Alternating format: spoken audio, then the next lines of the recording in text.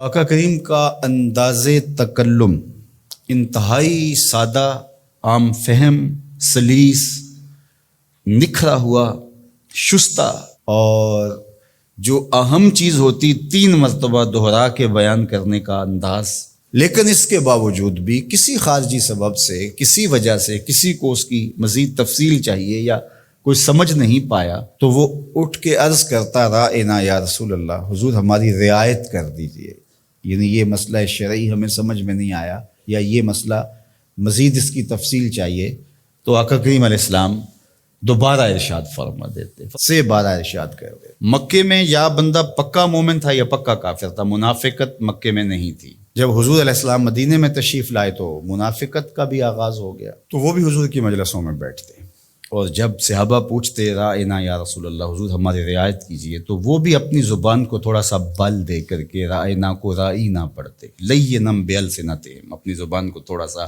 مروڑ کے۔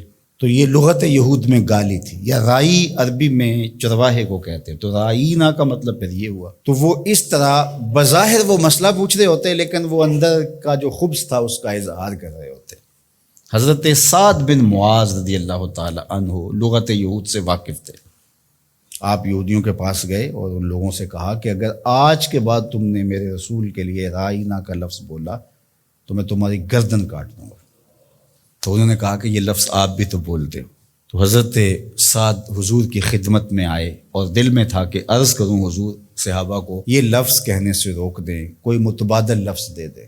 قبل اس سے کہ یہ آ کے عرض کرتے جبریل پہلے پہنچ گئے تھے کہ یا ایھا الذین آمنوا لا تقولوا رائنا، اے ایمان والو میرے نبی کے لیے رائنا کا لفظ نہیں بولنا۔ تمہاری نیت ٹھیک، تمہارا لہجہ اچھا، تمہاری رواں سے عقیدت پھوٹ رہی ہے، تمہاری آنکھیں حیا سے جھکی ہوتی ہیں جب رائنا کہہ رہے، تمہارے دل کشکول بنے ہوتے ہیں جب رائنا کہہ رہے ہوتے ہو، عقیدتوں کے سانچے میں ڈھلے ہوتے ہو تم یہ لفظ بولتے ہوئے، لیکن یہ وہ لفظ ہے جس کے پہلو میں کھڑے ہو کے میرے نبی کی اہانت کا امکان پایا جاتا ہے۔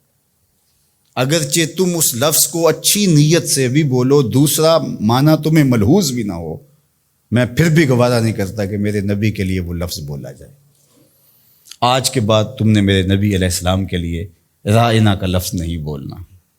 مالک کوئی اور لفظ بولیں گے تو لوگ اس لفظ کو بھی اپنے مفہوم کے لیے اور اپنے خبث باطن کے لیے استعمال کرنے لگ جائیں گے۔ تو کہا نہیں، اس کا متبادل ایسا لفظ دے رہا ہوں، قیامت تو آ سکتی ہے، کسی منافق کی بولی نہیں ہو سکتی۔ وہ لفظ کیا ہے؟ وَقُولُ انظُرْنَا، عرض کرو آقا ہم پہ نظر کرم کیجئے۔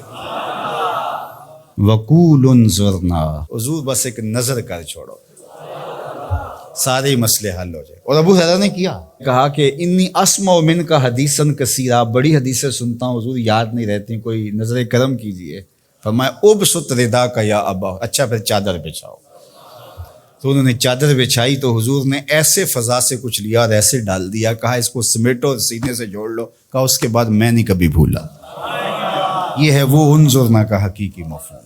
تو اللہ اس لفظ کو بھی گوارا نہیں کرتا۔ یہ محبوب علیہ السلام کی چوکھٹ کا ادب ہے کہ جو ایسا ذو معنی لفظ ہو، اس کا ایک معنی صحیح ہو، ایک معنی اس کا غلط ہو، بولنے والا صحیح لفظ صحیح نیت سے بول رہا ہو تو کہا نہیں، میرے محبوب کے لیے یہ لفظ نہ بولو۔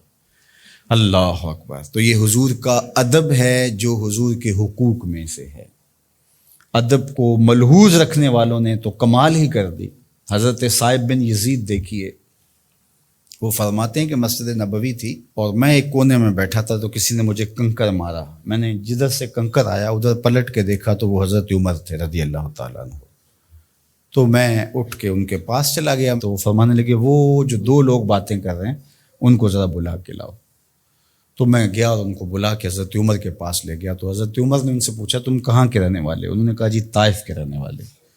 تو حضرت عمر فرمانے لگے تم اگر اس شہر کے رہنے والے ہوتے میں تمہیں سزا دیتا، تم بلند آواز سے بول رہے ہو، جانتے نہیں یہ مسجد رسول اللہ کی ہے؟ ادب سکھایا، تمہاری آواز بھی اونچی نہیں ہونی چاہیے۔ اور یہ حضور کی حیات طیبہ میں بھی اور روضہ رسول پر بھی یہ ادب امت کے اوپر لازم ہے۔ مجھے بڑا دکھ ہوتا ہے جب وہاں جا کے لوگ بدتمیزیاں کرتے ہیں۔ لے سانس بھی آہستہ کے دربار نبی، یہ حضور کی چوکھٹ ہے۔ امام مالک نے 40 سال تک حضور کے روضہ انور کے قریب بیٹھ کے درس حدیث دیا ہے، اور 40 سال میں ایک بار بھی ایسا نہیں ہوا کتاب کے ورق کے پلٹنے کی آواز بھی پیدا ہونے دی۔ یہ حضور کا ادب ہے کہ اپنی آوازوں کو بھی پست رکھا جائے، اپنے لہجوں کو بھی کنٹرول کیا جائے، اور وہ انداز اختیار نہ کیا جائے جو عامیانہ پن سے جڑا ہوا ہو۔ عامیانہ پن سے مخاطبت نہ کی جائے رسول کریم صلی اللہ علیہ وسلم سے۔ یہاں لفظ بھی